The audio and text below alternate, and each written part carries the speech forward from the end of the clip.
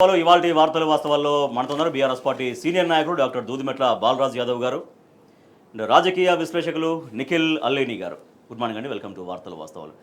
నిన్న కోరుకంటి చందర్ రామగుండం మాజీ ఎమ్మెల్యే రామగుండం నుంచి ఎర్రవల్లి వరకు పాదయాత్ర నిర్వహించారు. అక్కడ మొత్తం పంటలు ఎందుకు ఎండిపోతున్నాయి, నీళ్లు ఎందుకు రైతులకు అందట్లేవంటూ ఆయన క్షేత్రస్థాయిలో పరిస్థితులు తెలుసుకుంటూ నేరుగా ఎర్రవల్లిలోని నివాసానికి చేరుకొని కేసీఆర్ గారిని నిన్న కలిశారు. అయితే నిండుగా నీళ్లున్నాయి, ఇవాళ ఎందుకు కన్నీళ్లు? కేవలం ఇది కాంగ్రెస్ ప్రభుత్వం తెచ్చిన కరువు, కాలం తెచ్చిన కరువు కాదు, చిత్తశుద్ధి ప్రణాళిక ఉంటే ఇటువంటి పరిస్థితులు వచ్చేవి కావు అంటూ నిన్న కేసీఆర్ ఉద్ఘాటించారు. రైట్ బాలరాజు గారు, సో నిండుగా నీళ్లున్నాయి. ఈ సమయంలో చాలా గ్రామాల్లో చెరువుల్లో దాదాపు నిండు నీళ్లున్నాయి, కొన్ని చోట్ల కొంచెం తక్కువగా అంటే ఆ స్థాయిలో ఉన్నాయి. కానీ ఇవాళ మొత్తం చెరువులు ఎండిపోతున్న పరిస్థితి ఇవాళ ఎందుకు వచ్చింది? కేసీఆర్ గారి ప్రశ్నకి ప్రభుత్వం దగ్గర ఎటువంటి సమాధానం ఉంది? రాజేష్ గారు, ముందుగా మీకు అదేవిధంగా టీ న్యూస్ ప్రేక్షకులకి, ప్యానెల్లో పెద్దలు నిఖిల్ గారికి నమస్కారం.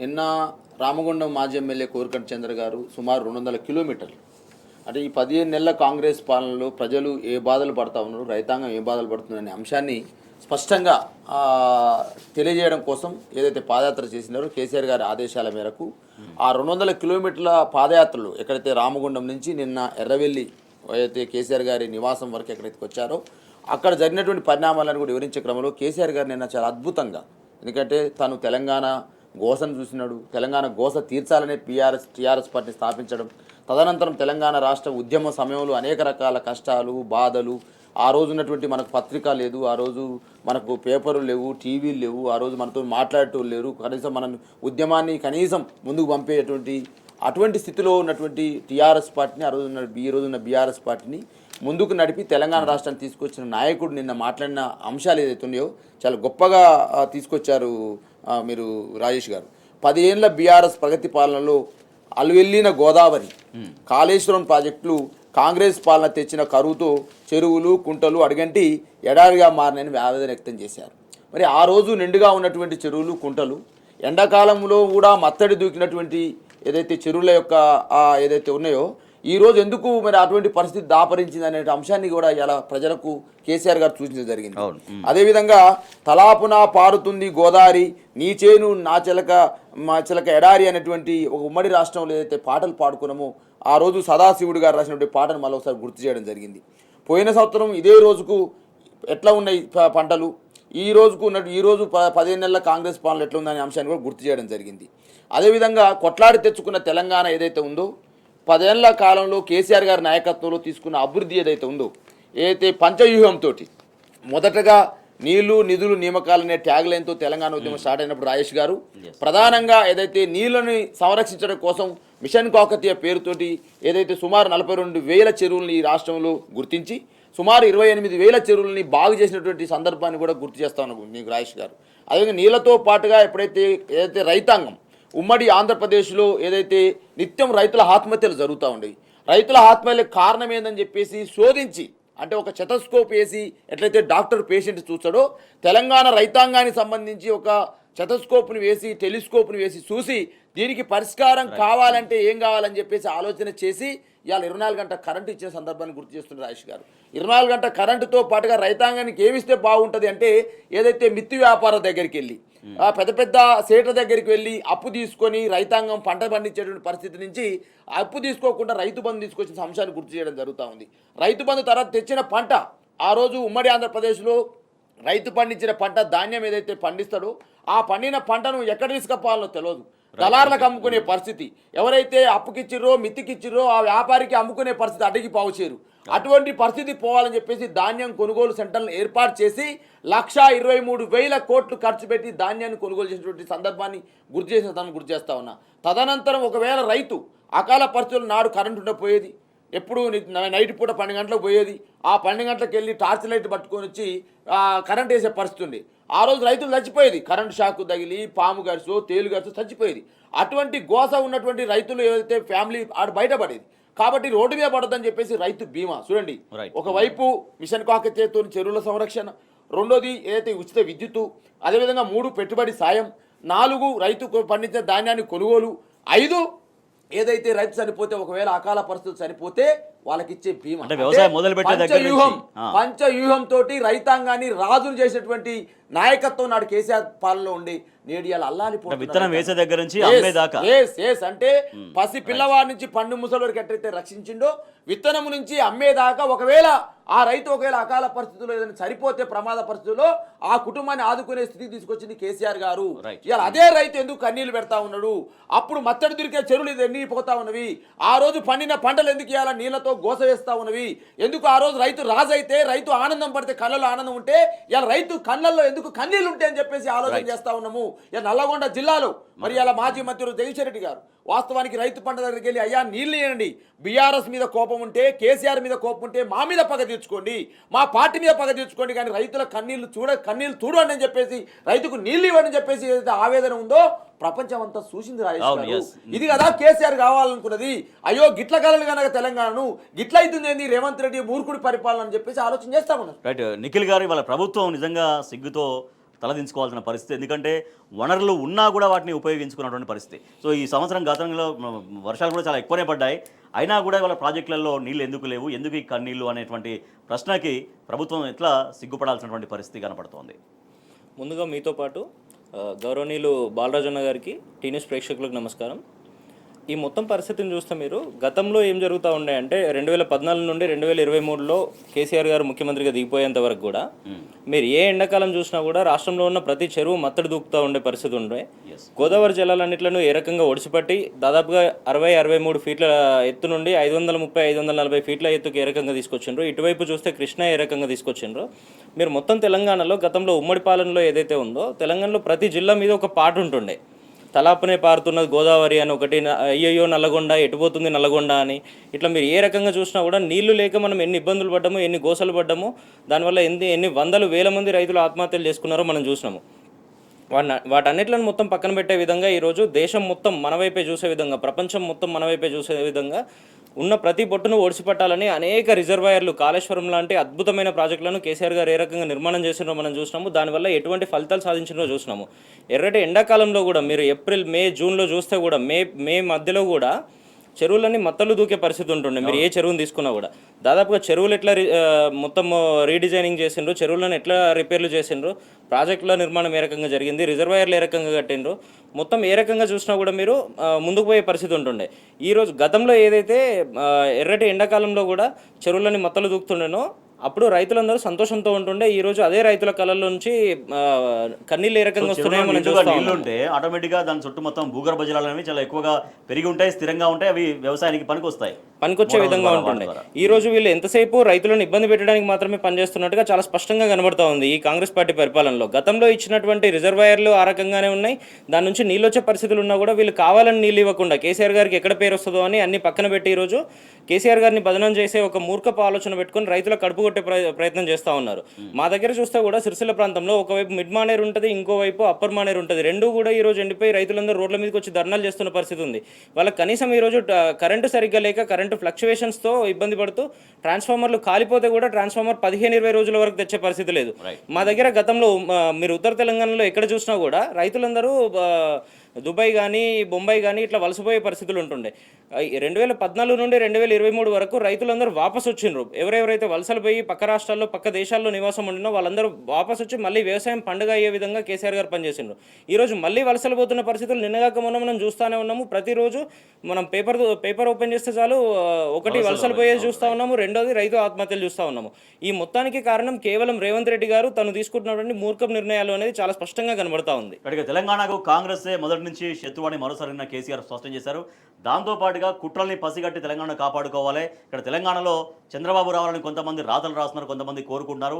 ఇటువంటి వాటి పట్ల కూడా యువత చాలా జాగ్రత్తగా ఉండాలి, కుట్రల్ని పసిగట్టాలంటూ పిలుపునిచ్చారు. సో దాని గురించి కూడా మనం డిస్కస్ చేద్దాం. ఇక కాంగ్రెస్ ప్రభుత్వ వైఫల్యాల గురించి చెబుతూనే మరోపక్క అప్రమత్తం చేశారు తెలంగాణ సమాజాన్ని. మరోసారి కొంతమంది తెలంగాణ సంపద పైన గుంట నక్కల్లాగా కన్నేశారు. ఇక్కడ చంద్రబాబు రావాలంటూ కోరుకుంటున్నారు, ఆ రకమైనటువంటి దాన్ని ప్రజల్లోకి పంపిస్తున్నారు, ఆ రాతలు రాస్తున్నారు. వాళ్ళ పట్ల చాలా అప్రమత్తంగా ఉండాలి అనేది కేసీఆర్ గారు మరోసారి తెలంగాణ ప్రజలకు, ప్రధానంగా యువతకు సూచించారు. బాలరాజు గారు, ఈ మాట ఎట్లా అర్థం చేసుకోవాలి? వారు చెప్పినటువంటి అప్రమత్తతో ఉన్నటువంటి సూచన, హెచ్చరిక, ఇవన్నీ కూడా ఎట్లా అర్థం చేసుకోవాలి యువత, ప్రజలు? రాజేష్ గారు, మీరు కూడా తెలంగాణ ఉద్యమాన్ని కల్లారా చూసిన జర్నలిస్ట్ మీరు. ఎందుకంటే మీరు యాంకర్గా ఉన్న సందర్భంలో అనేక సందర్భాల్లో మీ టీవీ ఛానల్లో కూర్చొని మాట్లాడిన సందర్భం, ఒక విద్యార్థి నాయకుడిగా రాజేష్ గారు ఆ రోజు ఎవరైనా ఎడారిలో ఓయాసిస్ అనండి, ఎవరైనా తెలంగాణ వాళ్ళని సపోర్ట్ చేస్తే, అది మీడియా, ఎలక్ట్రానిక్ మీడియా కావచ్చు, ప్రింట్ మీడియా కావచ్చు, తెలంగాణ సమాజంలో మేధావులు కావచ్చు, కొంతమంది సూడో మేధావులుగా చెప్పుకుంటే వాళ్ళు చాలామంది కూడా తెలంగాణ వస్తే అల్లకొల్లం అయితే వాళ్ళు ఉన్నారండి. తెలంగాణ వస్తే వ్యాపారం రావని చెప్పిన వాళ్ళు ఉన్నారండి. తెలంగాణ వస్తే రియల్ ఎస్టేట్ భూమి తగ్గుదన్న వాళ్ళు ఉన్నారండి. తెలంగాణ వస్తే హైదరాబాద్లో బ్రాండ్ మీద తగ్గుదన్న వాళ్ళు ఉన్నారండి. ఇటువంటి పరిస్థితులలో తెలంగాణ రాష్ట్రాన్ని ఒక్కడిగా బయలుదేరిన కేసీఆర్ ఒక జెండాను ఎత్తుకొని పిడికల మందితో మొదలై ఇవాళ పెను విప్లవాన్ని సృష్టించి మరి ఇవాళ తెలంగాణ రాష్ట్రాన్ని సాధించిన మహానాయకుడు కేసీఆర్ గారు మాట్లాడుతున్నారంటే 100% దాంట్లో నిజం ఉందని నేను మాట్లాడుతూ ఉన్నా. రీసెంట్గా పత్రిక పేపర్లో చూసిన, మీడియా కథనంలో చూసిన, సోషల్ మీడియాలో చూస్తూ ఉన్నా. తెలంగాణలో ఒకవైపు హైడ్రా పేరుతోటి విధ్వంసం చేస్తూ ఉంటే పేదల బతుకులు, అంటే పల్లెల నుంచి వచ్చి హైదరాబాద్లో ఇంత పని దొరుకుతుందని చెప్పేసి పల్లెలో వచ్చిన పేదవాళ్లకు గూడు కల్పించాలని ఆలోచన చేసింది కేసీఆర్ గారు, డబుల్ బెడ్రూమ్ ఇళ్లతోటి. కానీ అదే గూడుని ఛిద్రం చేసి దసరా అనుకోకుండా, దీపావళిని చూడకుండా, బతుకమ్మని చూడకుండా వాళ్ళ జీవితాలను రోడ్డు మీద పడేస్తే, పేదరిళ్లను కూలగొడితే హైడ్రా పేరుతోటి ఇవాళ హైదరాబాద్ బ్రాండ్ ఇమేజ్ విధ్వంసమైన సందర్భంలో ఇవాళ కొన్ని పత్రికలు రాస్తాయండి కేసీఆర్ కాకుండా ఇంకో కూటమి కోసం చూస్తున్నారట. గతంలో తెలంగాణ వ్యతిరేకంగా ఉన్న చంద్రబాబు నాయుడు కోసం చూస్తున్నారట. ఇవాళ తెలంగాణ వ్యతిరేకంగా మాట్లాడిన పవన్ కళ్యాణ్ కోసం చూస్తున్నారట. ఏం రాతలండి అవి? ఇలా తెలంగాణ హైడ్రా పేరుతోటి ఎప్పుడైతే కూల్చివేతలు జరిగితే ఒక మహిళ ఆవేదనతోటి, అయ్యో కేసీఆర్ గారు ఎక్కడున్నారు, మీరు మమ్మల్ని ఆదుకోండి అని చెప్పేసి, ఒక ఫుట్పాత్ ఇల్లును కూల్చివేస్తే అయ్యో కేసీఆర్ గారు మళ్ళీ రాండి, కేసీఆర్ అన్న ఎక్కడున్నాను అని చెప్పేసి ఆ ఫుట్పాత్ వ్యాపారి మాట్లాడిన వీడియోస్ చూడలేవా? మరి ఇలా ఆంధ్రప్రదేశ్లో జగన్ అధికారులు ఉన్నప్పుడు మరి ఎవరు వస్తారని రాసిరు ఈ పేపర్లు? మళ్ళీ చంద్రబాబు వస్తారని రాసిరు కదా. ఇలా తమిళనాడులో అన్నా డిఎంకే పోతే డిఎంకే వచ్చింది కదా, డిఎంకే పోతే మళ్ళీ అన్నా డిఎంకే వచ్చింది కదా. మరి అక్కడైతేనే ఒక తీరు, ఇక్కడైతే ఒక తీరా రాజేష్ గారు? ఇలా రాస్తున్న రాతలు చూస్తూ ఉంటే వెకిలి పుట్టిస్తూ ఉంది. ఒకవేళ కేసీఆర్ గారు మీకు ఇష్టం లేక నిన్న ఒక డిబేట్లో పాల్గొన్నప్పుడు మాట్లాడా, మేము వస్తున్నాం టీడీపీ వాళ్ళం అంటే, అక్క మీరు మాత్రమే, మనుషులు మాత్రమే మీరున్నారు, మెదడు ఇక్కడి నుంచి పనిచేయదు, రిమోట్ కంట్రోల్ ఎక్కువ నుంచి ఉంటుంది, మా కేసీఆర్ కోరుకునేది మెదడు మాదే, మనిషి మాదే ఉండాలని కోరుకుంటున్నాము. బీఆర్ఎస్ పార్టీ అంటే మనిషి మేమే, మెదడు మేమే పనిచేస్తాము. మిగతా పార్టీలు ఏదైతున్నాయో మనిషి మాత్రం ఇక్కడ ఉంటాడు, మెదడు మాత్రం అక్కడి నుంచి పనిచేస్తుంది, రిమోట్ కంట్రోల్. వాళ్ళకి ప్రయోజనాలు పట్టవు, తెలంగాణ ప్రజల గోస నిజంగా అంటే అవసరాలు అవన్నీ కూడా సొంతంగా ఎందుకు ఫీల్ అవుతారు అవరు కదా. ఎంత ఈ 10 ఏళ్ల కాలంలో తెలంగాణను కేసీఆర్ గారు ఎటువైపు తీర్చిదిద్దారు? గతంలో ఎవరైనా తెలంగాణ గురించి పట్టించుకున్నారా రాజేష్ గారు? తెలంగాణ సినిమాలు ఉండేయా రాజేష్ గారు? ఇలా ఎంత పెద్ద అద్భుతమైన ఫోక్ సింగర్స్ అండి. నేను ఇలా యూట్యూబ్ ఓపెన్ చేస్తే తెలంగాణ పాటలు, బావమరదల పాటలు కానీ, అదే అన్నదమ్ముల పాటలు కానీ, అద్భుతమైన పాటలు ఇలా వెళ్తున్నాయి కదా. మన యాస బయటకు వస్తుంది కదా, మన సంస్కృతి బయటకు వచ్చింది కదా. ఇలా తెలంగాణ అస్తిత్వం అనేది భారతదేశ వ్యాప్తంగా నిలుస్తున్నటువంటి కారణం ఎవరు? కేసీఆర్ కదా. తెలంగాణ రాష్ట్రం ఏర్పాటే కదా.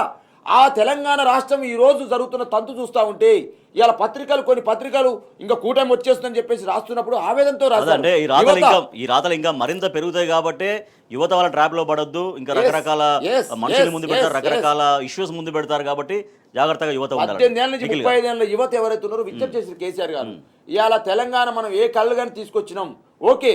అనేక సందర్భాల్లో కేసీఆర్ గారి నాయకత్వంలో తెలంగాణ ఉన్నప్పుడు, ఇవాళ కాంగ్రెస్ పార్టీ అధికారంలో ఉన్నప్పుడు రేవంత్ రెడ్డి గారు ఏదైతే అధ్యక్షుడిగా ఉన్నప్పుడు అనేక రకాల ఉచిత హామీలు ఇచ్చినారు, అనవసరమైన హామీలు ఇచ్చినారు, ఆ అవసరం అలువుగాని హామీలు ఇచ్చినారు. ఆ హామీలు నెరవేర్చే సందర్భం లేదు కదా. ఇవాళ ఈ 15 నెలల కాంగ్రెస్ లో జరుగుతున్నటువంటి అనిశ్చితి ఏంది? నీళ్ల విషయంలో ఏం జరిగింది, తాగునీటి విషయంలో ఏం జరిగింది, సాగునీటి విషయంలో ఏం జరిగింది, పథకాల అమల్లో ఏం జరిగింది, 6 గ్యారెంటీ విషయం జరిగింది, రైతు రుణమాఫీ ఏం జరిగింది, రైతు బంద్ ఎడిపోయింది, కేసీఆర్ కిట్ అయిపోయింది, న్యూట్రిషన్ కిట్ ఎడిపోయింది, బీసీ బంద్ ఎడిపోయింది, దళిత బంద్ ఎడిపోయింది, ఇవాళ స్కూటీలు ఎడిపోయినాయి, తులం బంగారం ఎడిపోయింది, ఇలా మహిళకి ఇచ్చే 200 ఎడిపోయినవి, అదే ముసలికి ఇచ్చే 4000 పింఛన్ ఎడిపోయింది. ఇవి కానరావా ఈ పత్రిక? ఈ కానరావా ఈ సూడో మేధావులకు? ఇలా కాంగ్రెస్ పార్టీ చేస్తున్న అరాచకం ఏదైతుందో, హైదరాబాద్ లో హైడ్రా పేరుతో విధ్వంసం సృష్టించి పేదోళ్ళ బతుకులు చిత్రం చేస్తే అది కనపడదని అడుగుతా ఉన్నాను. ఇలా అనేక రకాలుగా రైతాంగం పంటలు ఎండిపోతా ఉంటే, రైతు కన్నీళ్లు కారుతా ఉంటే ఆ రైతుకు భరోసా ఇవ్వాలన్న ఆలోచన రాదా? సుమారు 500 మంది రైతులు ఈ 10 ఏళ్ళలో చచ్చిపోతే వాళ్ళ గురించి పట్టించుకోరా? హాస్టల్లో ఎస్సీ ఎస్టీ బీసీ మైనార్టీ విద్యార్థులు ఆ రోజు గర్వంగా చదువుకుంటే ఈ రోజు సుమారు 55 పైచీలకు హాస్టల్లో విద్యార్థులు చనిపోతే ఎవరు గుర్తురాదా? ఆటో కార్మికుల మరణాలు గుర్తురావా? చేనేత కార్మికుల మరణాలు గుర్తురావా? రైతుల బాధలు వీళ్ళకి గుర్తురావా? కేసీఆర్ రావాలని చెప్పేసి ప్రజలు అంటా ఉంటే కూటములు వస్తాయట. హైదరాబాద్ లో ఉన్నటువంటి సంపద వీళ్ళకి కావాలి, హైదరాబాద్ హాయిగా జీవించాలి, కానీ కేసీఆర్ ఇష్టం ఉండదు. అదే కేసీఆర్ గారు యువతకు గుర్తు చేశారు. నిఖిల్ గారు, ప్రజలు ఎవరు కోరుకోవట్లేరు, ఏ కూటమి రావాలని కోరుకోవట్లేరు. ఇప్పటికే జాతీయ పార్టీలది ఎట్లా ఉంది వైఖరి అనేది వాళ్ళ తెలంగాణ ప్రజలు అనుభవిస్తున్నారు. సో ఇంకా ఏ జాతీయ పార్టీని కోరుకోవట్లేరు, లేకపోతే ఇంకో ఏ పక్క రాష్ట్ర నాయకుడిని కూడా జనం కోరుకోవట్లేరు. కానీ కావాలని ఇటువంటి రాతలు రాస్తున్నారు. కాబట్టి అప్రమత్తంగా ఉండాలి. ఆ రాతలు అక్కడితో ఆగవు, ఇంకా నాయకుల్ని ఎస్టాబ్లిష్ చేసే విధంగా రాతలు వస్తాయి, తర్వాత ఇంకా కూటమిలు ఎస్టాబ్లిష్ చేసే రాతలు వస్తాయి. కాబట్టి తెలంగాణ ప్రజలు ప్రధానంగా ఇటువంటి వాటికి యువత ఎక్కువ ఆకర్షితులు అవుతారు. కాబట్టి యువత జాగ్రత్తగా ఉండాలి అనేది కేసీఆర్ గారు మరోసారి నిన్న ఉద్ఘాటించారు. సో నిజంగా దీని ఎట్లా చాలా జాగరూకతతో ఆలోచించాల్సినటువంటి విషయం వారు చెప్పినటువంటి మాట. ఖచ్చితంగా తెలంగాణ ప్రజలు మొత్తం కూడా ఈరోజు ఒక ఆలోచన చేయాల్సిన అవసరం ఉంది. ఏదైతే కేసీఆర్ గారు నిన్న స్టేట్మెంట్ ఇచ్చిండ్రో ఖచ్చితంగా గతంలో ఈ సంవత్సరంన్నర నుండి ఈ 15-16 నెలల పాలనలో కాంగ్రెస్ పార్టీ ఏదైతే జాతీయ పార్టీ ఉందో వాళ్ళ పరిపాలన ఏ రకంగా ఉంది అనేది యావత్ తెలంగాణ మొత్తం చాలా స్పష్టంగా చూసిన పరిస్థితులు ఉన్నాయి. అందరూ ఏ రకంగా ఇబ్బందులు పడుతూ ఉన్నారు, మీరు ఏ వర్గాన్ని కదిలించినా కూడా చెప్పరాని పరిస్థితుల్లో ఏ రకంగా తిడుతూ ఉన్నారో మనందరం చూస్తూనే ఉన్నాం రోజు పొద్దున్న లేస్తే ఈ 15 నెలల కాలంలో. గతంలో పక్క రాష్ట్రానికి సంబంధించిన ముఖ్యమంత్రి, మరీ ముఖ్యంగా ఈ కూటములు పొద్దున్న లేస్తే ఏదో ఒక కూటమిలో ఉండడానికి ప్రయత్నం చేసేటువంటి చంద్రబాబు నాయుడు గారు గతంలో ఉమ్మడి రాష్ట్రానికి ముఖ్యమంత్రిగా ఉన్నప్పుడు కూడా తన రెండు కళ్ళ సిద్ధాంతంతో ఏ రకంగా తెలంగాణను ఇబ్బంది పెట్టినరో, తెలంగాణను పాడుపడేలాగా చేసినరో మనం చూసినాము. చిన్న ఎగ్జాంపుల్ చూస్తే మీరు ఇదే నాగార్జున సాగర్ మన రాష్ట్రంలో ఏదైతే ఉందో నాగార్జున సాగర్కి సంబంధించి 2 కెనాల్స్ ఉంటాయండి. 2 కెనాల్స్లో ఒకటి ఆంధ్రాకు పోయేది ఉంటుంది, రెండోది తెలంగాణకు పోయేది ఉంటుంది. ఆంధ్రాకు పోయే కెనాల్ ఏమో ఫ్రీగా నీళ్ళు ఇచ్చిండ్రు ఆంధ్రాలో ఉండే రైతులందరికీ. తెలంగాణకి వచ్చే కెనాల్కి సంబంధించిన అక్కడ నుండి నీటిపారకం ఏ పొలాలకైతే ఉంటుందో వాళ్ళందరి దగ్గర ట్యాక్స్ కలెక్ట్ చేసిండ్రు, కప్పం కట్టించుకున్నారు వాళ్ళ దగ్గర. ఒకటే రిజర్వాయర్ నుండి 2 కెనాల్స్ పోతూ ఉంటే ఒక కెనాల్కు పోయేదానికి మీరు ఫ్రీ ఎట్లా ఇస్తారు, ఆంధ్రాకి పోయేదానికి తెలంగాణకు వచ్చే దగ్గర మీరు కప్పం ఎట్లా కట్టించుకుంటారు, రైతుల దగ్గర శిస్తు ఎట్లా వసూలు చేస్తారు మీరు. అంటే చాలా స్పష్టంగా ఈ ఒక్క ఎగ్జాంపుల్ చూస్తే చంద్రబాబు గారి మనస్తత్వం ఏ రకంగా ఉంటుంది, తెలంగాణను ఎట్లా దోచుకునే ఆలోచనలు చేస్తూ ఉంటారు అనేది చాలా స్పష్టంగా మనం చూడొచ్చు. దానికి వంతపాడే విధంగా ఇదే రేవంత్ రెడ్డి గారు గతంలో ఇదే చంద్రబాబు నాయుడు గారి దగ్గర ఏదైతే పనిచేసిండ్రో తెలంగాణ రాష్ట్రానికి ముఖ్యమంత్రిగా బాధ్యతలు తీసుకున్న తర్వాత దాదాపుగా 14-15 కొత్త జిల్లాలు ఏవైతే ఉన్నాయో అవన్నీ సస్యశ్యామలం అయ్యే విధంగా కాళేశ్వరం ప్రాజెక్టు ఉంటే ఆ ప్రాజెక్టును మొత్తం పడవబడ్డదని చెప్పి, కూలిపోయిందని చెప్పి, మొత్తం అసలు పనికే రాదని చెప్పి 1,00,000 కోట్లు చిన్న కుంగిపోయినటువంటి పిల్లర్ లోపలికి 1,00,000 కోట్లు పోయినాయని, 1,00,000 కోట్ల అవినీతి జరిగిందని అనేక రకాలుగా అబండాలు మోపి మొత్తం అన్నారం, సుందిల్లా ఈ బ్యారేజ్లన్నీ కొట్టుకుపోయినాయని చెప్తే నిన్న చెంప చెల్లుమనే విధంగా మీరు చూస్తే అసెంబ్లీలో ఇదే ప్రభుత్వం వీళ్ళ ఇరిగేషన్ మంత్రి చాలా స్పష్టంగా సమాధానం చెప్పిండ్రు. అన్నారం కానీ సుందిల్లా కానీ అసలు చెక్కు చెదరకుండా ఉన్నాయి, ఆ బ్యారేజ్లకు చిన్న ఇబ్బంది కూడా లేదు, చాలా స్పష్టంగా పనిచేస్తున్నాయి అవి అని చెంప చెల్లుమనే విధంగా అదే కాంగ్రెస్ పార్టీ పరిపాలన చేస్తున్నటువంటి అదే మంత్రివర్గంలో ఉన్నటువంటి ఉత్తమ్ కుమార్ రెడ్డి గారు చాలా స్పష్టమైన రిపోర్ట్ ఇచ్చిన పరిస్థితులు మనం చూసినాము. అది కూడా రిటర్న్ డాక్యుమెంట్ ఇచ్చింది. ఇటువంటి పరిస్థితుల్లో వీళ్ళు ఎంతసేపు పొద్దున్న లేసి కేసీఆర్ గారికి ఎక్కడ పేరు వస్తుందో, లేదంటే తెలంగాణను మొత్తం దోచుకోవడానికి ఒకవైపు చంద్రబాబు గారికి కానీ అటువైపు బీజేపీ వాళ్ళకి కానీ ఏ రకంగా మొత్తం కప్పం కట్టాలి, మొత్తం దోచిపెట్టాలనే విషయాల్లో ఇదే కాంగ్రెస్ ప్రభుత్వం వాళ్ళకి సహకరిస్తున్నట్టు ప్రజలు ఎవరు ఇప్పటికే కాంగ్రెస్ని ఎన్నుకొనే చాలా తీవ్రంగా ఇబ్బందులు పడుతున్నాం అనేది ప్రజల మాట. అది ప్రజల నుంచి ఎంత తీవ్రంగా వస్తుందో దానిపైన మన ముఖ్యమంత్రి రియాక్ట్ అయ్యారంటే ప్రజలు ఆ స్థాయిలో రియాక్ట్ అవుతున్నారు. కాబట్టి మన ముఖ్యమంత్రి చెప్పారు కదా ఇంత నన్ను తిడుతున్నారు అనేది. ఖచ్చితంగా ఇప్పుడు అటువంటి పరిస్థితుల్లో ఇంకా వేరే ఏదో కూటమిని, ఇంకా వేరే నాయకుడిని తెలంగాణ ప్రజలు కోరుకుంటున్నారు అనేటువంటి ఒక ప్రచారం అనేది దానికి ఎందుకు పూనుకుంటున్నారు ఇక్కడ? ఖచ్చితంగా చంద్రబాబు గారిని ఇక్కడ తీసుకొచ్చి ఏదైతే తెలంగాణ సంపద మొత్తం వాళ్ళకి దోచిపెట్టాలని చంద్రబాబు గారు కానివ్వండి, పవన్ కళ్యాణ్ గారు కానివ్వండి, లేదంటే బీజేపీతో కూడిన వీళ్ళందరూ కూటమి కానివ్వండి, వీళ్ళకి పరోక్షంగా మద్దతు ఇస్తున్నటువంటి ఇదే రేవంత్ రెడ్డి గారు కానివ్వండి, పొద్దున్న లేస్తే బీజేపీ అగ్రనాయకులను అలవోకగా కలుస్తూ ఢిల్లీకి దాదాపు 37-38 సార్లు పోయి వచ్చినటువంటి రేవంత్ రెడ్డి గారు కానివ్వండి, ఇవన్నీ చూస్తూ ఉంటే మొత్తం తెలంగాణను వాళ్ళు ఎంతసేపు వాళ్ళ గుప్పిట్లోకి తీసుకోవాలి, తెలంగాణను ఇబ్బంది పెట్టైనా సరే, ఇక్కడ ఉన్న సబ్బండ వర్గాలను హింసించైనా సరే మనం మొత్తం డబ్బులన్నీ తీసుకోవాలి, ఇక్కడ ఉన్న సంపద అంతా మనం మన జేబుల్లోకి లాక్కోవాలన్న ఆలోచన మాత్రమే చాలా స్పష్టంగా కనబడతా ఉంది. ఇటువంటి పరిస్థితులన్నింటిలో ఖచ్చితంగా మనం తిప్పికొట్టాల్సిన అవసరం ఉంది. తిప్పికొట్టడానికి ఆల్రెడీ కాంగ్రెస్ పార్టీ ఏ రకంగా ఇబ్బందులు పెట్టింది, గతంలో బీజేపీ ఏ రకంగా ఇబ్బంది చేసింది, ఉమ్మడి రాష్ట్రంలో ఉన్నప్పుడు తెలుగుదేశం పార్టీ ఇదే హైదరాబాద్ చుట్టుపక్కల ఉన్న ప్రాంతాలన్నింటిలో ఏ రకంగా వాళ్ళ గుప్పిట్లోకి తీసుకుని దోసుకున్నది అన్న విషయాలను చాలా స్పష్టంగా మనందరం గమనించినాం. కాబట్టి ఈ రోజున ఈ కాంగ్రెస్ పార్టీ ప్రధాన శత్రువు మొదటి నుంచి తెలంగాణకు కాంగ్రెస్ ప్రధాన శత్రువు ఇదే కాంగ్రెస్ పార్టీ 15 నెలల పాలనలో ఏ రకంగా అయితే తెలంగాణను మొత్తం ఇబ్బంది పెట్టి పరావపడే విధంగా పనిచేస్తూ ఉందో, ఏ ప్రభుత్వం తీసుకున్న ఏ నిర్ణయం వల్ల అయినా కూడా ప్రజలు ఏ రకంగా ఇబ్బంది పడుతున్నారో ఈరోజు మీరు హైడ్రా బాధితులు కానివ్వండి, లగచర్ల బాధితులు కానివ్వండి, లంబాడ సోదరులు కానివ్వండి, వేరే వర్గాలు మీరు ఏ వర్గానికి కదిలించినా కూడా వాళ్ళందరూ కూడా తెలంగాణ భవన్కి క్యూ కడుతున్న పరిస్థితులు చూస్తూ ఉన్నాము. కేసీఆర్ గారి నాయకత్వాన్ని బలపరిచే విధంగా వాళ్ళందరూ ఆలోచనలు చేసే పరిస్థితులు చూస్తూ ఉన్నాము. ఎలక్షన్లో చిన్న పొరపాటు వల్ల కేసీఆర్ గారు ఓడిపోయినరు, ఇదే రేవంత్ రెడ్డి గారు అధికారం వచ్చిండ్రు, తను కేసీఆర్ గారితో పాటు ఇంకా మిగిలిన హామీలు కూడా ఇస్తామని మభ్యపెట్టడం వల్ల చిన్న మిస్టేక్ జరిగింది. కేవలం 3-4 లక్షల ఓట్ల వల్లనే ఈ ప్రమాదం రావడం జరిగింది అనేది గ్రహించి రేపు పొద్దున ఏ ఎలక్షన్ వచ్చినా కూడా ఖచ్చితంగా కేసీఆర్ గారి నాయకత్వంలో బీఆర్ఎస్ పార్టీని తిరిగి అధికారంలోకి తీసుకొస్తాము. కేసీఆర్ గారు మాత్రమే తెలంగాణను రక్షించగలుగుతారు. మిగిలిన ఎవరి చేతుల్లో పెట్టినా కూడా తెలంగాణ అంతా ఇబ్బందులు పడే పరిస్థితి ఉంది.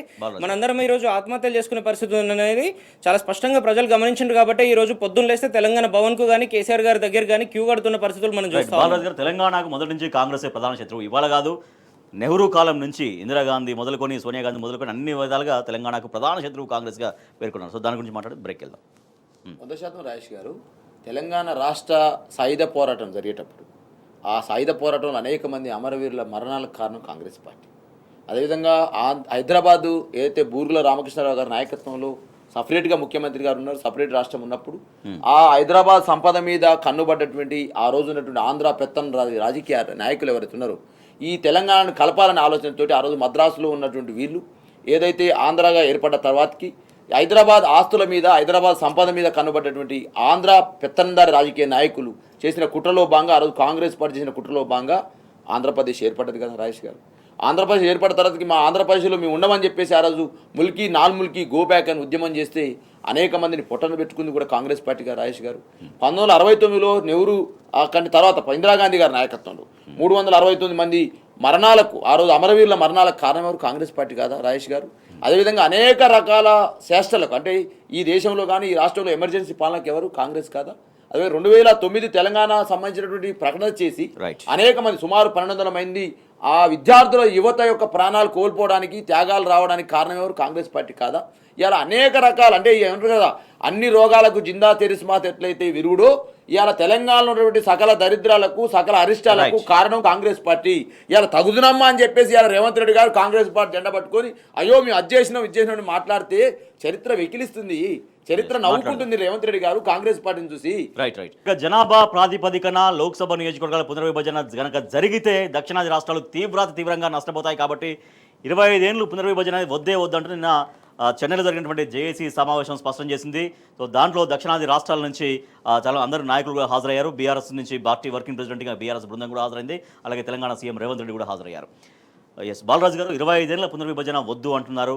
సో ఈ న్యాయమైనటువంటి డిమాండ్ ఎంతవరకు కనిపిస్తుంది? 25 ఏళ్ల వరకు వాటికి జోలికి పోదు. దాంతోపాటుగా బీఆర్ఎస్ వర్కింగ్ ప్రెసిడెంట్ కేటీఆర్ ఒక ప్రపోజల్ పెట్టారు. రాష్ట్రాల్లో ఉన్నటువంటి అసెంబ్లీ సీట్ల సంఖ్య పెంచండి, అవి మాత్రం అలాగే ఉంచండి అనేది వారు చెప్పినటువంటి ఒక ప్రపోజల్. మా పార్టీ వర్కింగ్ ప్రెసిడెంట్గా పార్టీ వాదనని 100% వినిపించడం జరిగింది. ఆ క్రమంలో కేటీఆర్ గారు గతంలోనే అనేక సందర్భాల్లో కూడా తెలంగాణకు, అదేవిధంగా దక్షిణాది రాష్ట్రాల్లో జరుగుతున్నటువంటి అన్యాయాలను కూడా అనేక సందర్భాల్లో చెప్పడం జరిగింది. ఇలా పన్నుల విషయంలో చూసుకున్నా కూడా రాజేష్ గారు, ఇవాళ మనం రూపాయి తెలంగాణ నుంచి పన్ను చెల్లిస్తే మనకు వచ్చే వాటా చూస్తే 47 పైసలు మాత్రమే వస్తూ ఉంది. అదేవిధంగా బీహార్ సంబంధించి వాళ్ళు ₹1 చెల్లిస్తే వాళ్ళకు ₹7 పన్ను వాటాగా వెళ్తూ ఉంది. అదేవిధంగా యూపీ సంబంధించి వాళ్ళు ₹1 చెల్లిస్తే ₹3 వాళ్ళకు పన్ను వాటా వెళ్తూ ఉంది.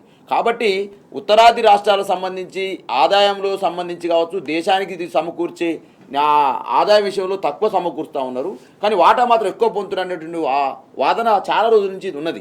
కాబట్టి ఇవాళ మేము అడిగేది, బీఆర్ఎస్ పార్టీగా మనం అడిగేది ఏంటంటే, ఎప్పుడైతే రాజకీయ ప్రాధాన్యత తగ్గుతుందో, ఎప్పుడైతే సీట్ల సంఖ్య తగ్గుద్దో, మనం కేంద్రం పైన కానీ ఆ రోజు ఆ ప్రభుత్వంలో మన యొక్క డామినెన్స్ తగ్గుద్ది అనేది ఒక ఎగ్జాంపుల్ చెప్తా ఉన్నాను నేను.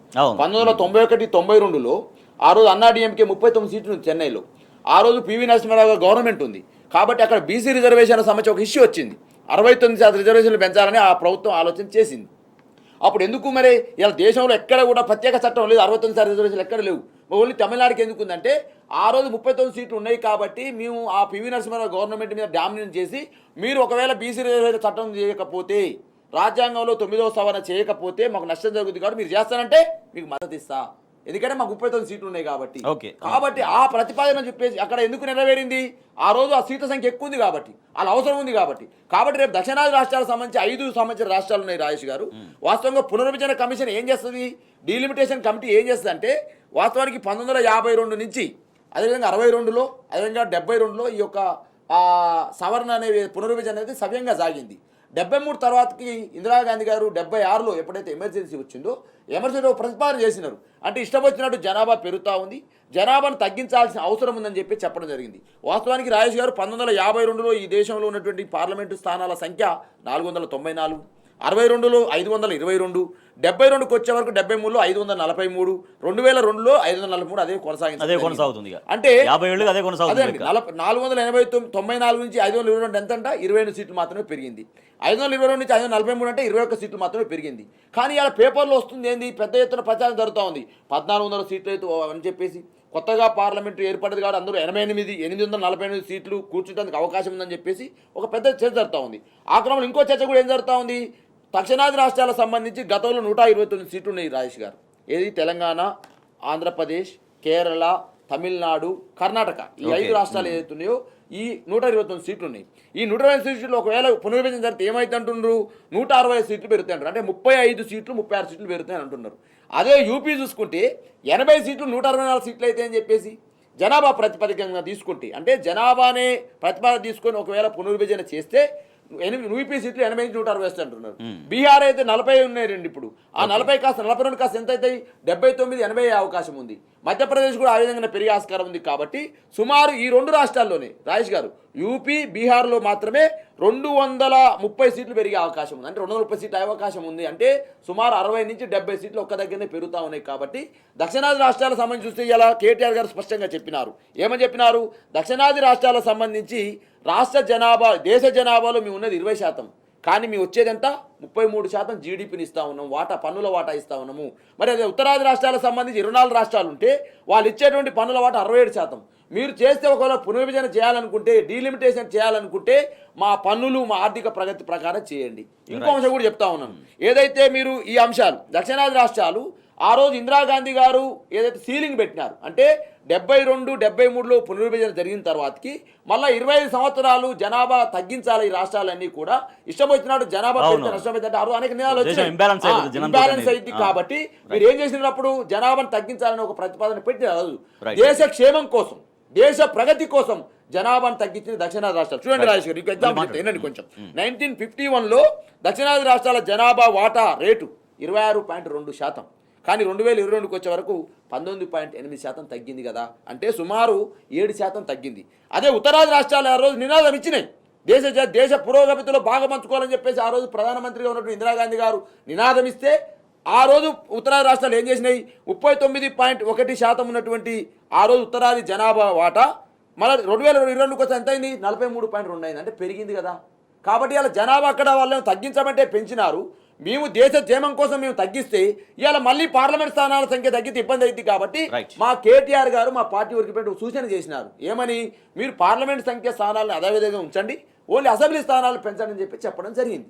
Right, okay. ఎస్ నిఖిల్ గారు, ఏదైనా అంటే కేంద్రం నుంచి ఒక టాస్క్ ఇస్తే దాన్ని కంప్లీట్ చేస్తే ప్రోత్సాహకాలు రావాలి, కానీ దాన్ని విజయవంతంగా దక్షిణాది రాష్ట్రాలు అమలు చేస్తే జనాభా నియంత్రణలో ఇవాళ ప్రోత్సాహకాల బదులు పడేటటువంటి పరిస్థితి. సో దాన్నే నిన్న జేఏసీ మొత్తం తీవ్రంగా ప్రశ్నించింది, కేంద్రానికి ఒక సందేశాన్ని పంపించింది. ఎట్టి పరిస్థితుల్లో మేము అంగీకరించేది లేదు అంటూ. సో నెక్స్ట్ మీటింగ్ హైదరాబాద్లో నిన్న సక్సెస్ఫుల్గా అయింది కాబట్టి నెక్స్ట్ మీటింగ్ హైదరాబాద్లో కూడా వాళ్ళు కండక్ట్ చేయబోతున్నారు. ఖచ్చితంగా ఈ బీజేపీ పార్టీ ఏ రకంగా అయితే దక్షిణ భారతదేశాన్ని మొత్తాన్ని ఇబ్బంది పెట్టి కేవలం ఉత్తరాది రాష్ట్రాలకు మాత్రమే నిధులు తీసుకుపోవాలని, నిధులు ఆల్రెడీ తీసుకుపోతూ గత 10-11 సంవత్సరాల నుంచి ఏ రకంగా ఇబ్బందులు పెడుతుందో అనేక ఉదాహరణలు మనం చూసినాము. దేశానికి సంబంధించి ఏ పెద్ద ప్రాజెక్ట్ వచ్చినా కూడా అది ఫస్ట్ పోయేది ఐదర్ గుజరాత్కి కానీ లేదంటే మధ్యప్రదేశ్కి, రాజస్థాన్కి అటువైపు మాత్రమే పోతూ ఉంటుంది. కానీ దక్షిణ భారతదేశానికి వచ్చే పరిస్థితి ఎక్కడ మనం చూడలేదు.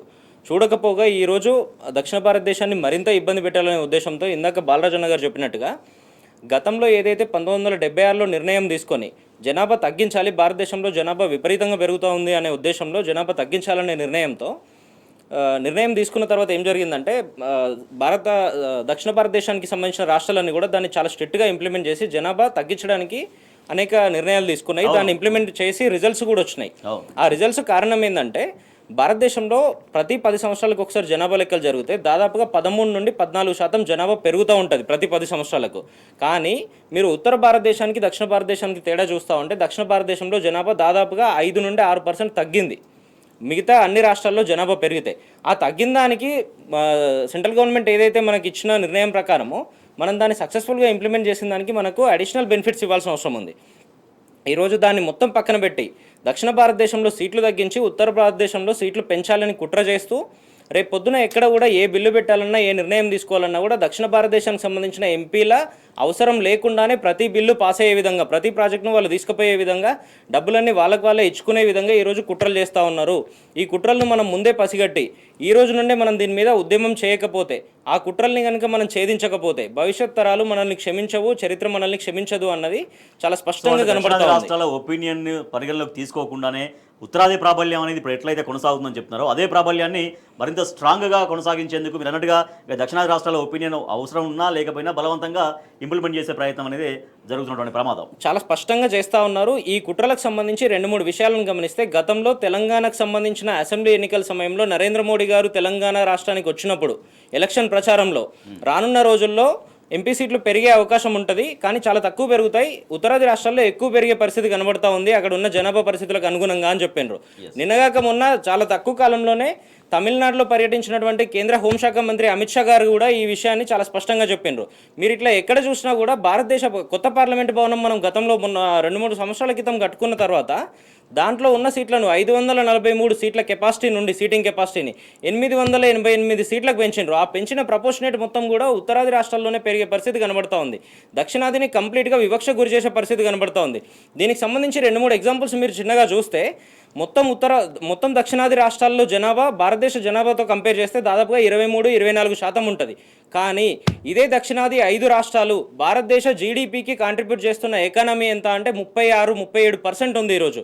అంటే దాదాపుగా 100లో 36-37%గా మనం ఇండియన్ ఎకానమీకి కంట్రిబ్యూట్ చేస్తున్నా కూడా దానికి ప్రపోర్షనేట్గా మన గొంతు నొక్కే ప్రయత్నం వీళ్ళు చేస్తూ ఉన్నారు. నిజంగా ఎవరైతే ఎక్కువ టైం, సపోజ్ మీరు ఒక ఏదన్నా ఆఫీస్ తీసుకుంటే 9 గంటలు పనిచేయాల్సిన ప్లేస్లో 12-13 గంటలు పనిచేసే వాళ్ళకి అడిషనల్గా ఇన్సెంటివ్ ఇవ్వాల్సిన అవసరం ఉంటుంది, వాళ్ళు ఎక్కువ పనిచేసిండ్రు కాబట్టి. కానీ ఇన్సెంటివ్ ఇవ్వడం పక్కన పెట్టి ఉన్న జీతానికే కోత పెట్టే పరిస్థితులు ఈరోజు ఈ ఉత్తరాది పార్టీలు ఏ రకంగా అవలంబిస్తున్నాయో మనం చూస్తూ ఉన్నాము. మరీ ముఖ్యంగా తెలంగాణ రాష్ట్రాన్ని చూస్తే మనకున్న 17 సీట్లు మరీ తగ్గే పరిస్థితి కనబడతా ఉంది. తెలంగాణ జనాభా 2.9% మొత్తం భారతదేశ జనాభాలో ఉంటే ఇదే తెలంగాణ దాదాపుగా డబల్, అంటే 5.1-5.2% ఇండియన్ ఎకానమీకి మనం కాంట్రిబ్యూట్ చేస్తూ ఉన్నాము.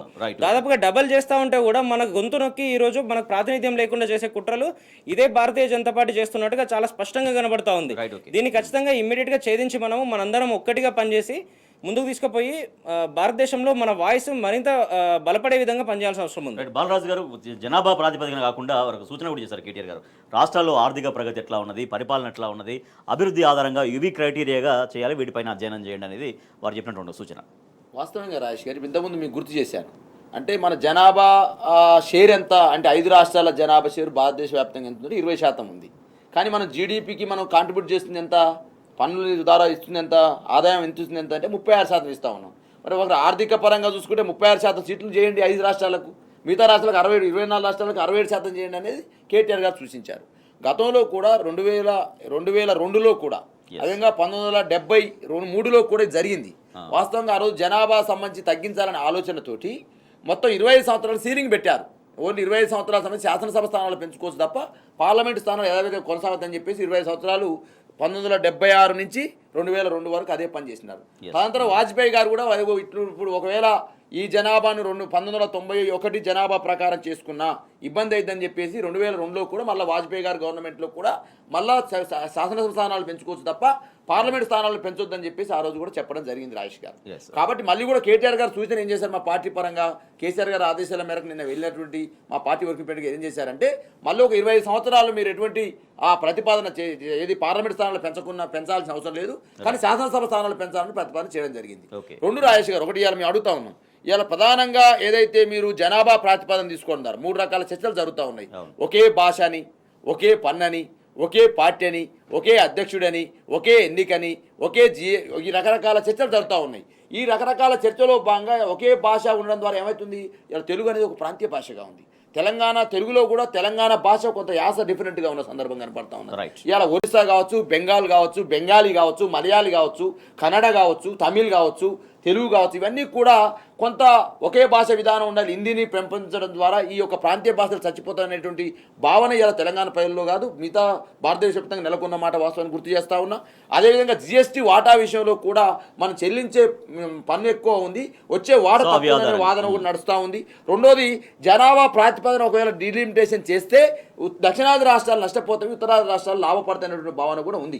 సుమారు చూడండి రాజేష్ గారు, 683 సీట్లు ఉత్తర రాష్ట్రాల్లో పెరుగుతాయండి. తెలంగాణలో మాత్రం 36 సీట్లు పెరిగి 165 మాత్రం అవుతాయి. అప్పుడు నీకేముంటుంది రాజకీయ ప్రాధాన్యత? గతంలో ఏముందంటే రాజేష్ గారు, వాస్తవం కూడా కొన్ని 73, 72 వరకు దక్షిణాది వాళ్ళు ఉపరాష్ట్రపతి అయితే ఉత్తరాది వాళ్ళు రాష్ట్రపతి అయ్యేది. ఒకవేళ అక్కడ డిప్యూటీ ప్రైమ్ మినిస్టర్ అయిన సందర్భాలు కూడా ఉన్నాయి. కొన్ని సందర్భాల్లో దక్షిణ రాష్ట్రాలకు అవకాశాలు ఇచ్చేవి. కానీ ఏమైనా ఎంతమంది ప్రధానమంత్రులు అయ్యారు? నేను అడుగుతా ఉన్న రాజేష్ గారు, ఇది సమాజానికి మంచిది కాదు. పాలకులు దీన్ని ఏం చేయాలి? చర్చించాల్సిన అవసరం ఉంది. పాలకులు దీన్ని నివారించాల్సిన అవసరం ఉంది. మరి ఇలా ఎందుకు ప్రధానమంత్రులు దక్షిణాది నుంచి రాలేకపోయినారు? ఇలా కాంగ్రెస్ పార్టీ కళ్ళబొల్లి కబురు చెప్తా ఉంది కదా. మరి దక్షిణాది రాష్ట్రాల నుంచి అయినటువంటి, తెలంగాణ నుంచి ప్రత్యేకంగా అయినటువంటి పివి నరసింహరావు గారిని ఎంత అవమానించారండి కాంగ్రెస్ వాళ్ళు. కనీసం సమాధికి కూడా అవకాశం ఇవ్వలేదండి కాంగ్రెస్ పార్టీ. ఇలా కాంగ్రెస్ పార్టీ కాకమ్మ కబుర్లు, కళ్ళబొల్లి కబుర్లు చెప్తే ప్రజలు నమ్ముతారా రాజేష్ గారు? కాబట్టి ఇది ప్రజాస్వామ్యం కాస్త నియంతృత్వం అయిపోవద్దు. కాబట్టి మా కేటీఆర్ గారి సూచన, మా పార్టీ యొక్క సూచన ఏంటంటే డెఫినెట్గా 25 సంవత్సరాలు ఆపండి, పార్లమెంట్ స్థానాలు పెంచకండి, అసెంబ్లీ స్థానాలు పెంచేటట్టు ప్రయత్నం చేయండి. ఇంకోటి కూడా అడుగుతా ఉన్నాం, మీరు జమ్మూ కాశ్మీర్లో మీకు అవకాశం ఉంటే పెంచారు కదా అక్కడ శాసనసభ స్థానాల్ని. మరి ఇలా 10 ఏళ్ళు అయిందండి. ఇంతవరకు మీరు ఆ పునర్విభజన చట్టంలో ఏం చెప్పినారు? 119 కాస్త 153 అయితే అన్నారు. ఇంతవరకు పెంచినారా? అసలు శాసనసభ స్థానాలు పెంచినారా? పెంచలేదు. కాబట్టి ఇవి ఏమంటారు కదా, అయితేనేమో మంచి పెడతారు, లేకపోతే చెడు పెడతారు అన్నట్టు. కాబట్టి ఇవాళ కేంద్రం ఎవరిస్తున్న తీరు ఏదైతుందో దానిపైన కేసీఆర్ కూడా చెప్పినారు. మా మెడ మీద కత్తి పెట్టి అనేక సందర్భాల్లో నివారించాలని చూసినారు. ఆయన కేసీఆర్ గారు తగ్గారా? తగ్గలేదని చెప్పి నిన్న కేసీఆర్ గారు గుర్తు చేసిన సందర్భాన్ని కూడా ఇలా మీకు గుర్తు చేస్తా ఉన్నా. చెన్నైలో జరిగినటువంటి జేఏసీ సమావేశం తొలి అడుగు దక్షిణాది రాష్ట్రాలకు సంబంధించి జనాభా ప్రాతిపదికన ఎట్టి పరిస్థితుల్లో అంగీకరించేది లేదంటూ అందరు నాయకులు తేల్చి చెప్పారు. మనం చూస్తున్నాం, అందరూ అన్ని రాష్ట్రాల ముఖ్యమంత్రులు కూడా, తెలంగాణ ముఖ్యమంత్రి కావచ్చు, తర్వాత కేరళ పినరయి విజయ్, ఇట్లా అన్ని రాష్ట్రాల ముఖ్యమంత్రులు వైఎస్ జగన్ కూడా లేఖ రాశారు. నేను అక్కడ అటెండ్ అవ్వలేదు, వాటిలో లేఖ రాశారు ఏ రాష్ట్రానికి అన్యాయం జరగకుండా చూడాలంటూ. నిఖిల్ గారు, భారతదేశం అంటేనే అన్ని రాష్ట్రాల సమాహారం. సో అన్ని రాష్ట్రాల అభిప్రాయాలను ఖచ్చితంగా గౌరవించాలి, పరిగణలోకి తీసుకోవాలి. అట్లా కాకుండా బలవంతంగా బై ఫోర్స్ ప్రజాస్వామ్యం ఒక నియంతృత్వంగా మారొద్దు అనేది నేను కేటీఆర్ గారు చెప్పినటువంటి మాట. సో ఇది చాలా స్ట్రాంగ్ స్టేట్మెంట్గా ఇట్లా మనం అర్థం చేసుకోవాలి. నియంతృత్వంగా మారకూడదు, ప్రజాస్వామ్యబద్ధంగానే ఉండాలి అని ప్రజలంతా కోరుకుంటూ ఉంటారు. మన రాజ్యాంగం కూడా అదే చెప్తూ ఉంటుంది. ఈరోజు దాన్ని మొత్తం పక్కన పెట్టి కేవలం నియంతృత్వంగా మార్చాలి, మేము చెప్పిందే జరగాలి, భవిష్యత్తులో కూడా మేము మాత్రమే అధికారంలో ఉండాలంటే మేము ఎక్కడైతే బలంగా ఉన్నామో అక్కడ మాత్రమే సీట్లు పెరగాలి, అక్కడ సీట్లు పెరిగితేనే రేపు పొద్దున మేము మళ్ళీ కంటిన్యూ అయ్యే పరిస్థితి ఉంటుంది ప్రభుత్వంలో అనే కుట్రపూరితమైన ఆలోచనలు చేసి ఈరోజు దక్షిణ భారతదేశాన్ని మొత్తం పక్కకు పెట్టాలనే ఆలోచన చేస్తూ ఉన్నారు. దానికి కారణం ఏంటంటే దక్షిణ భారతదేశంలో ఎక్కడ కూడా ఆ బీజేపీ అనే పార్టీ బలంగా లేకపోవడమే దానికి కారణం. మనం ఎక్కడ కూడా వాళ్ళని దగ్గర రానిస్తున్న పరిస్థితులు లేదు మన ప్రజలు ఎవరు కూడా. ఏ ఎలక్షన్ జరిగినా కూడా ఇక్కడంతా మనము మన లోకల్ పార్టీలు ఏవైతే ఉన్నాయో స్థానిక పార్టీలను మాత్రమే మనం బలోపేతం చేస్తున్న పరిస్థితులను, దానివల్ల మాత్రమే ఎటువంటి ఫలితాలను మనం అందుకుంటున్నాము అనేది మనం చూస్తూ ఉన్నాము. మనతో పాటు మొత్తం భారతదేశం అంతా చూస్తూ ఉంది, ప్రపంచం అంతా చూస్తూ ఉంది. ఈరోజు దక్షిణ భారతదేశంలో మీరు ఏ రాష్ట్రాన్ని తీసుకున్నా కూడా అక్కడ ఉన్నటువంటి పార్టీలు స్థానిక పార్టీల వల్ల ఏ రకంగా మంచి జరిగింది, మన గ్రోత్ రేట్ ఏ రకంగా పెరిగింది, జీడిపికి మన కాంట్రిబ్యూషన్ ఏ రకంగా పెరిగింది, మన జనాభా తక్కువ ఉన్నా కూడా మన కాంట్రిబ్యూషన్ దాదాపుగా డబల్ ఎందుకుంది ఈరోజు భారతదేశ ఎకనామీకి అనేది చాలా నెంబర్స్ మన కళ్ళ ముందు కనబడతా ఉన్నాయి. ఈరోజు అనేక అంతర్జాతీయ వేదికల మీద కూడా దీనికి సంబంధించిన చాలా డిస్కషన్స్ జరిగిన పరిస్థితులు మనం చూస్తూ ఉన్నాము.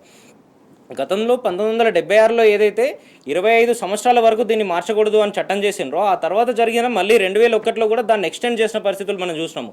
మళ్ళీ 25 సంవత్సరాల వరకు కూడా బౌండరీస్ చేంజ్ చేసిన ఇబ్బంది ఏం జరగదు. కానీ బౌండరీస్ చేంజ్ చేయడంతో పాటు నెంబర్స్ ఎక్కడ కూడా చేంజ్ కాకూడదు అనేది ఆ నిర్ణయాన్ని తీసుకొని మళ్ళీ 25 సంవత్సరాలు ఎక్స్టెండ్ చేసిండ్రు. అంటే రేపు పొద్దున వచ్చే సంవత్సరం 2026 వరకు ఆ ఎక్స్టెన్షన్ ఉంది. 2026లో కూడా మళ్ళీ 25 సంవత్సరాల వరకు మీరు సీట్లు పెంచకండి, సీట్లు ఏ రకంగా ఉన్నాయో అదే విధంగా కొనసాగిస్తూ బౌండరీస్ చేంజ్ చేయండి. ఎక్కడైతే ఇప్పుడు ఎగ్జాంపుల్ చూస్తే మన మల్కాజ్గిరిలో దాదాపుగా 36 లక్షల ఓటర్లు ఉన్నారు, మిగతా పార్లమెంట్లో చూస్తే 10-12 లక్షలు ఉన్న పరిస్థితులు కూడా ఉన్నాయి. ఆ రెండింటిని బ్యాలెన్స్ చేయండి, కానీ నెంబర్ ఆఫ్ సీట్లు ఎక్కడ కూడా తగ్గించొద్దు అనేది దక్షిణ భారతదేశం వాదన. దానికి సంబంధించి కేంద్ర ప్రభుత్వం గతంలో తీసుకున్న నిర్ణయం వల్లనే మనం దాన్ని తీసుకొని ముందుకు పోవడం వల్లనే ఈరోజు మనకి ఇబ్బందులు జరిగే పరిస్థితులు మన కళ్ళ ముందు కనబడతా ఉన్నాయి. ఈరోజు ఈ మొత్తాన్ని పక్కన పెడుతూ కూడా వాళ్ళు ఎంతసేపు దక్షిణ భారతదేశాన్ని ఎట్లా ఇబ్బంది పెట్టాలి, ఎట్లా ఇక్కడ మనం పట్టు సాధించాలి, వీళ్ళని మన గ్రిప్లో ఏ రకంగా పెట్టుకోవాలి, మనం చెప్పింది మాత్రమే అక్కడ ఇంప్లిమెంట్ అయ్యే విధంగా ఏ రకంగా ఆలోచన చేయాలనే మూర్ఖపు ఆలోచనలు మాత్రమే వీళ్ళు చేస్తూ ఉన్నారు. మీరు ఇట్లా చూస్తూ ఉంటే దీనికి 2-3 ఎగ్జాంపుల్స్. గతంలో పాకిస్తాన్లో కూడా ఇదే రకంగా జరిగితే పాకిస్తాన్ నుండి బంగ్లాదేశ్ ఏ రకంగా విడిపోయిందో మనం చూసినాము. ఈరోజు బలూచిస్తాన్ ఏ రకంగా వేర్పాటువాదం కోసం ఉద్యమాలు చేస్తూ ఉందో మనం చూస్తూ ఉన్నాము. స్వయంగా మన ఉమ్మడి ఆంధ్రప్రదేశ్కి సంబంధించి చూస్తే గతంలో ఉమ్మడి పాలనలో తెలంగాణని తీవ్రమైన నిర్లక్ష్యానికి గురి చేయడం వల్ల 60 ఏళ్ళు కొట్లాడైనా సరే కూడా మనము మన స్వరాష్ట్రాన్ని ఏ రకంగా సాధించుకున్నాము, ఎన్ని రకాలుగా ఉద్యమాలు చేసినాము, ఎన్ని సంవత్సరాల తరబడి మనం కొట్లాడినాము చాలా స్పష్టంగా చూసినాము.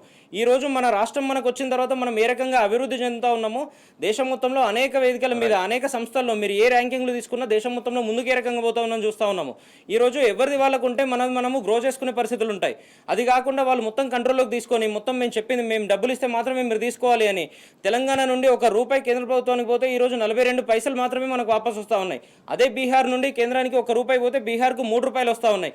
ఇది ఏ రకంగా జరుగుతూ ఉంది? కొన్ని రాష్ట్రాలకు వచ్చేది ఖచ్చితంగా అయ్యే పరిస్థితులు ఉన్నాయి. ₹3, ₹4, ₹5 కూడా కేంద్రం నుంచి రివర్స్ వచ్చేది ఉంది. ఈ పరిస్థితులన్నీ మనం చూస్తూ ఉన్నాము. రేపు పొద్దున బుల్లెట్ ట్రైన్ లాంటి ప్రాజెక్టులు కానీ, పెద్ద పెద్ద ఇరిగేషన్ ప్రాజెక్టులు కానీ, దాదాపుగా 1,00,000 కోట్లు 1,50,000 కోట్ల స్పెషల్ ప్యాకేజీలు కానీ, ఇవన్నీ కూడా కేవలం ఉత్తరాది రాష్ట్రాలకు మాత్రమే వాళ్ళు తీసుకుపోతా ఉన్న పరిస్థితులు ఉన్నాయి. దక్షిణాది రాష్ట్రాలకి ఈ రోజుకు ఒక్క పెద్ద ప్రాజెక్ట్ అనౌన్స్ చేసిన పరిస్థితి కూడా లేదు. మన పక్క రాష్ట్రం ఆంధ్రప్రదేశ్ చూస్తే కూడా ప్రత్యేక హోదా కావాలని ఎన్నో సంవత్సరాల నుంచి అడుగుతా ఉన్నారు వాళ్ళు. ఈ రోజు వరకు కూడా దాన్ని ముందుకు తీసుకుపోలేదు. మిగతా రాష్ట్రాలకు మీరు ఏ రకంగా ఇస్తా ఉన్నారు, మన దక్షిణ భారతదేశానికి ఎందుకు ఇవ్వలేకపోతా ఉన్నారు? దక్షిణ భారతదేశంలో మీరు ఇదే 15-16% మాత్రమే ఎందుకు ట్యాక్స్ డివాల్యూషన్ ఇస్తా ఉన్నారు? ఖచ్చితంగా వీటన్నిటిని మనం ప్రశ్నించి రేపు పొద్దున్న దక్షిణ భారతదేశానికి సంబంధించిన ప్రతి విషయం మీద మనం కొట్లాడి మన స్పష్టమైన వాటా మనం సాధించే వరకు కేసీఆర్ గారి నాయకత్వంలో, కేటీఆర్ గారి నాయకత్వంలో దక్షిణ భారతదేశంలో ఉన్న అందరూ నాయకులను కలుపుకొని మనం ముందుకు పోవాల్సిన అవసరం ఉంది. ఎస్ బాలరాజు గారు, మరో టాపిక్ వెళ్దాం మనం. రుణమాఫీకి సంబంధించి రైతుల రుణమాఫీ అనేది ఇక అయిపోయింది, చేయాల్సిందంతా మేము చేసేసాం అని తుమ్మల నాగేశ్వరరావు చెప్తున్నారు. కానీ ఇప్పటికీ రుణమాఫీ కానీ రైతులు కొన్ని లక్షలాది మంది రైతులు ఉన్నారు.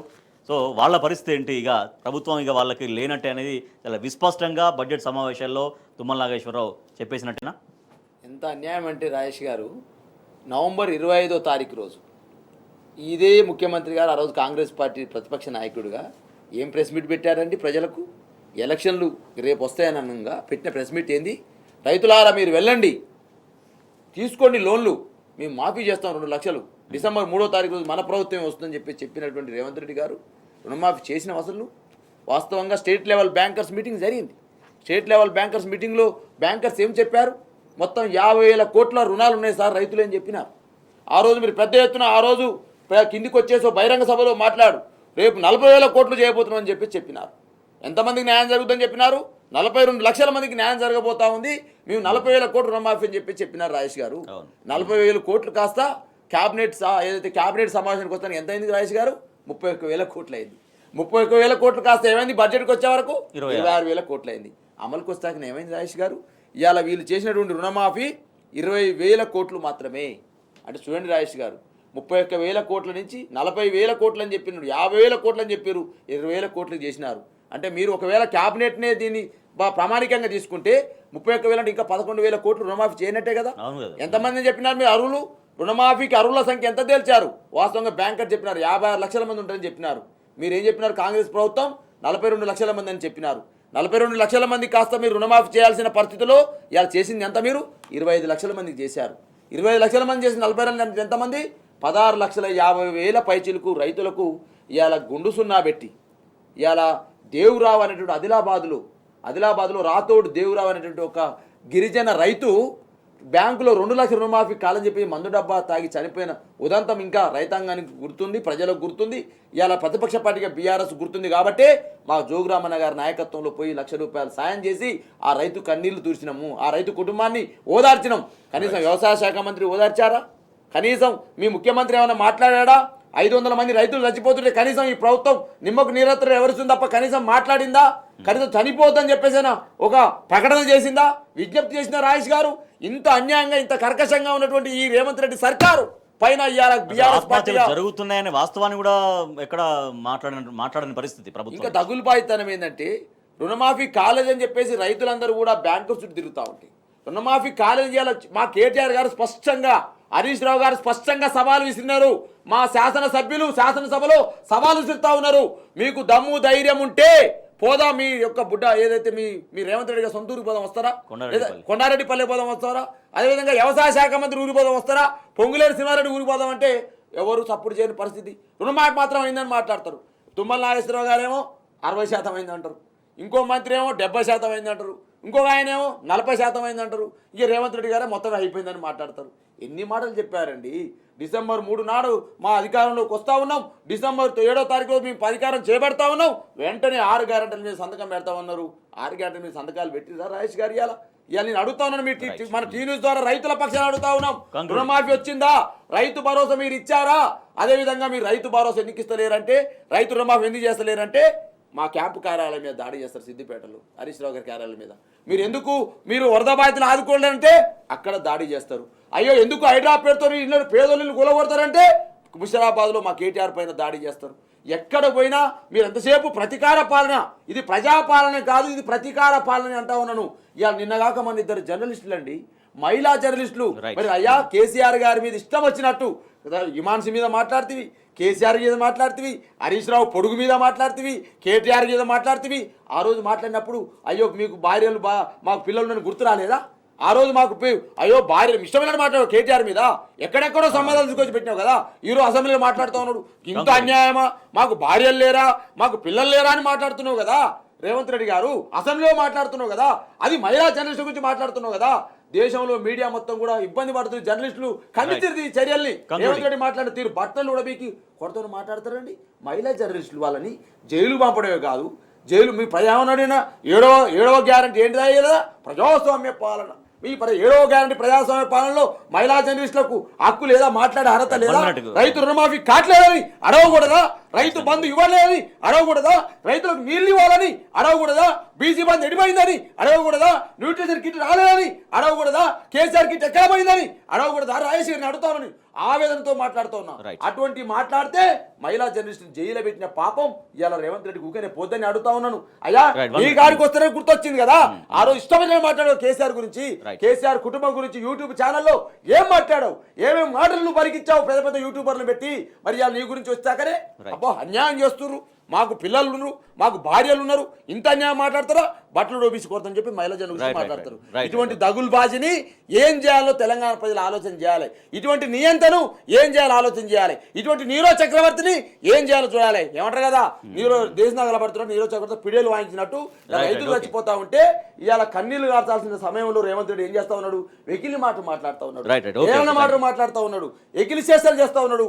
ఇది తెలంగాణ సమాజం గమనిస్తా ఉంది. కాంగ్రెస్ పార్టీకి భవిష్యత్తులో బుద్ధి చెప్పబోతా ఉన్నాం. Right, thank you so much doctor Dudimetla Balaraju గారు. Thank you so much Nikhil Alleni గారు. ఇది వాటి వార్తలు వాస్తవాలు చూస్తూనే ఉండండి టీ న్యూస్.